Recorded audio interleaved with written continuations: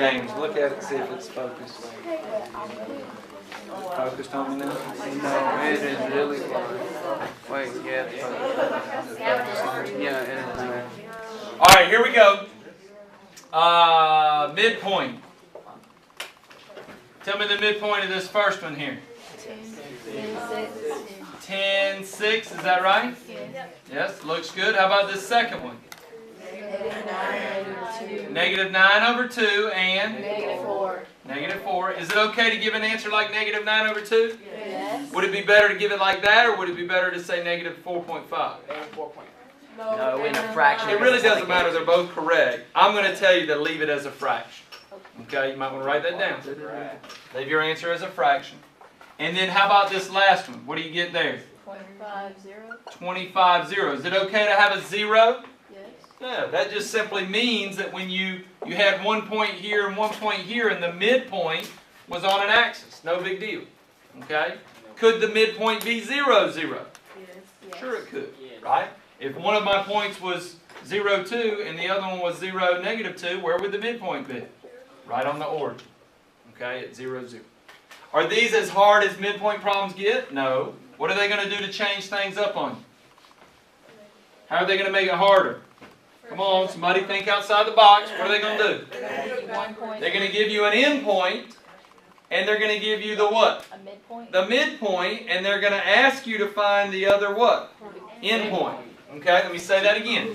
They're going to give you an endpoint. They're going to give you the midpoint.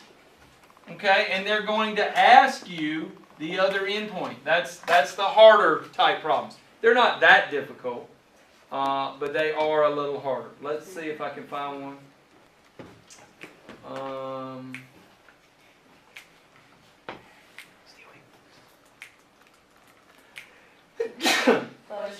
Thank you. All right, let's say that the endpoint is 7, negative 1. Let's say that the midpoint is 6, 3, right? And we want to know this one. We want to know the other endpoint.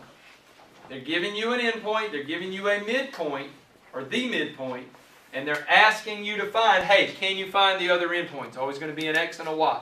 Anybody think they can set this up? All right, think about it. How do we say to do the other problems? What do? We've added up the X's. We divided by 2, and what should that give us? It had better give us the midpoint, right? How would we find the Y's? What do we do to the Y's? We add them up, divide by 2, and what should that give us? That should give us the midpoint Y, which in this case is 3. Okay, so let's set that up. X plus 7 divided by 2 had better equal 6, right? Add up the X's, one of them's unknown, no big deal. Divide by 2, and that should give us our X for our midpoint, which was 6. How would we find the Y's? What would the equation be? Y plus what? Negative 1, or Y minus 1, either way, divided by 2 is equal to 3. Okay? So we add up our X's, divide by 2, and set it equal to the X of the midpoint. This would be X plus 7 is equal to 12, or X equals what? 5. How about over here? Y minus 1 is equal to 6. What does Y equal? 7. We add 1 to both sides and we get 7. Yes? I thought it would be an easier way. Could you find the difference between the endpoint and the midpoint? Like for instance, X, the difference between 7 and 6 is 1. So you can subtract 1, so you can put 5, and then the difference between negative 1 and 3 is 4. And so how much is the difference between here and here? 4 more, and what does that give? That's fine too. Okay, you're essentially doing the same thing. But I teach the formula. You can do that if you want. Okay, great question. Addition. Anybody else? Wait, how did you get 5 again? 2 times 6 is 12, and then I subtracted 7 from both sides and got 5. 12 minus 7 is 5. Okay, anybody else have a question?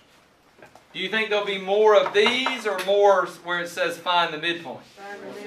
More of these.